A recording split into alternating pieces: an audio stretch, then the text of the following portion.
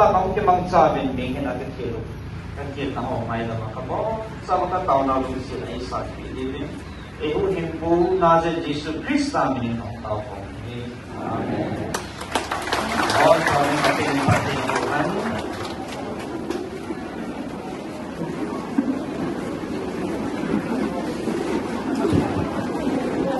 तो कांसी उनके देखने वाले ये तापने की आप हो कांसी का जाओ कर उड़ाए हो अरे कांसी का जाओ के लिए कितने करने जाओ जी होท่านนุ่งจริงถ้าเราเป็นอะไรด้วยที่จ้าเราไม่คิดที่เราที่จ้าที่เกี่ยวกับอาทิตย์ผู้ไปวันที่ก็ถ้าจะมีอะไรนะที่กินไม่รู้ที่ตัวเองที่จะจุน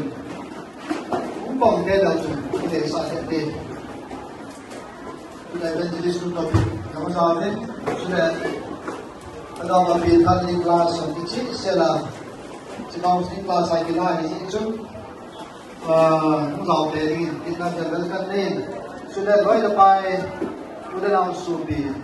เป็นคนสร้างความรู้สึกอินทรีย์ผิวว่าเราสิ่งไหนเราเดียวอินทิพย์ดีเป็นกันดีเป็นเราสอนดิ้งเราสิ่งของว่างชูเราคิดถึงตัวจริงไงจะเป็นเศษตัวที่ชูรู้บุกอันเหนียวจริงเราพัฒนาห้องเรา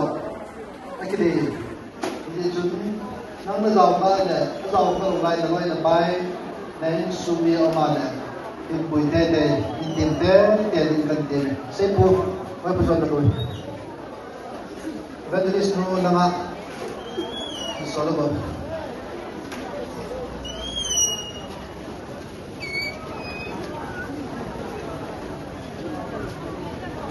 ใช่